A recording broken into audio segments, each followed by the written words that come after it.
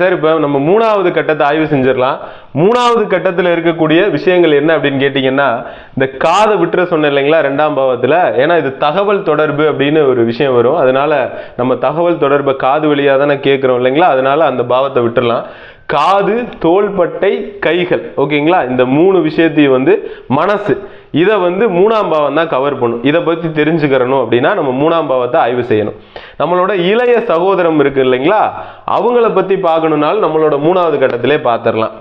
நரம்பு மண்டலம் இருக்கு இல்லைங்களா, அதையும் நம்ம மூணாம் பாவத்திலே பார்த்துடலாம்.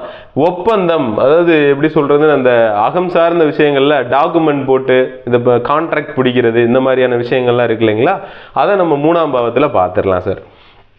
இப்போ இந்த 9 பிளானட் இயக்குனா எப்படி தன்னை பற்றின செய்தி வெளியே போகுது, இவரை பற்றின செய்தி எப்படி வெளியே போகும், பக்கத்து வீட்டில் போய் விசாரிச்சா இவன் யாரு அப்படின்னா ஒரு 1 லைன் சொல்லுவாங்க இல்லையா, அது இந்த கிரகங்கள் ரீதியாக தான் சொல்லுவாங்க. ஓகேங்களா, இந்த மூணாம் பாவம் கெட்டு போய் இருந்ததுன்னா அது எப்படி சொல்றதுன்னா பேரை கெடுத்து தான் சார் வச்சிருப்பாங்க. எந்த பிளானட் கெடுதோ அந்த பிளானட்டின் ரீதியாக கெட்ட பேர் வெளியில போகும். இதெல்லாம் ஒரு ஆச்சரியமான ஒரு விஷயம் தான் சார். இப்போ சூரியன் இந்த மூணாம் பாவத்தில் உட்கார்ந்து இயக்குது அப்படின்னா சூரியன் தைரியமான பிளானட். ஓகேங்களா, அப்போ என்ன ஆகும், மனசு ரொம்ப தைரியமா இருக்கும், எதா இருந்தாலும் பார்த்துக்கலாம் அப்படிங்கிற ஒரு பிளானட்டை கொடுத்துரும். அப்ப காது, தோள்பட்டை, கைகள் அப்படின்னு ஒரு காரகம் இருக்கு இல்லைங்களா. இப்ப இந்த சூரியன் மூணாம் பாவத்தில் உட்கார்ந்து நல்லா இருந்தா ஓகே, நல்லா இருந்தா இந்த விஷயங்கள் எல்லாம் சூப்பரா இருக்கு.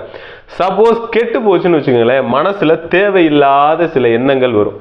அப்பா மேல ஒரு வெறுப்பு வரும், சூரியன்கிறது அப்பா இல்லைங்களா, அந்த மாதிரி அவர் மேல சண்டை போட்டு அதனால பேரை கெடுத்துரும், இவங்க அப்பனே மதிக்க மாட்டான் அப்படிங்கிற மாதிரி ஒரு பேரை கெடுத்துக்கிடுவான். இல்லை அரசு அதிகாரிகள் இவங்க கிட்ட சண்டைக்கு போயிடுவான். ஓகேங்களா, அந்த மாதிரி ஒரு அமைப்பு தான் காது, தோள்பட்டை, கைகள். அப்ப காது, தோள்பட்டை, கைகள்ல சூரியனோட காரகம் என்ன, அதுல உள்ள எலும்புகள்.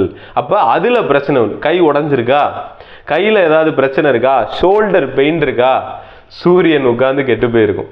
கேட்டா ஆமா சார்ன்றுவாங்க. நல்லா இருந்தா குட், நல்லா இல்லை அப்படின்னா ஆமா சார் கை வலி இருக்கு, ஷோல்டர் வலிக்குது, ஷோல்டர் இறங்கிக்கிச்சு, கை உடஞ்சிருக்கு, எலும்பு போச்சு, இதை சொல்லுவாங்க. அடுத்து சந்திரன் இருந்து இயக்குது அப்படின்னு சொன்னா பாருங்க, சந்திரன் மனம்னு ஒரு காரகம் கொடுத்திருக்கேன், சந்திரனுக்கு மனம்னு ஒரு காரகம் கொடுத்திருக்கேன். சந்திரன் தொடர்புகள் ரீதியா மாற்றத்தை கொடுக்கும் அப்படின்னு நான் சொல்லிட்டேன். அப்ப ரெண்டாம் பாவத்திலே சந்திரன் உட்காந்து தொடர்புகள் மாறும், தசாவும் புத்தியும் மாற மாற 2 வருஷத்துக்கு ஒருக்க வேற வேற மாதிரி இருப்பாங்க. அதே மாதிரிதான் சந்திரன் மூணாம் பாவத்துல உட்காரவே கூடாது சார்.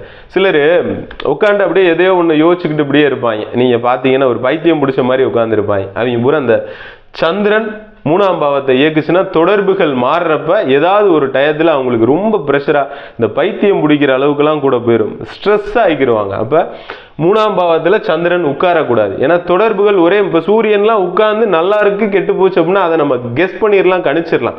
இது தொடர்ந்து மாறிக்கிட்டே இருக்கனால சந்திரன் 12 பாவத்துல எங்கேயுமே இயக்கக்கூடாது சார். ஓகேங்களா, அடுத்து இந்த சந்திரன் மனம் அந்த பைத்தியம் பிடிக்கிறது மித்த விஷயங்கள் மாதிரி ஆயிரும். எதையாவது ஒன்றை போட்டு குழப்பிக்கிடுவாங்க. மனக்குழப்பம் அதிகமாக யாருக்கு இருக்கும் அப்படின்னா மூணாம் பாவத்தில் ஒரு சந்திரன் இருக்கவங்களுக்கு தான். ஒரு மனசுமே நிலையாக இருக்காது, ஏதாவது அலபாஞ்சுக்கிட்டே இருக்கும். ஓகேங்களா, அடுத்து செவ்வாய் இந்த மூணாம் பாவத்தில் உட்கார்ந்து இயக்குது அப்படின்னா தொடர்புகள் நல்லா இருந்தால் சகோதர ஸ்தானம் நல்லா இருக்கும்.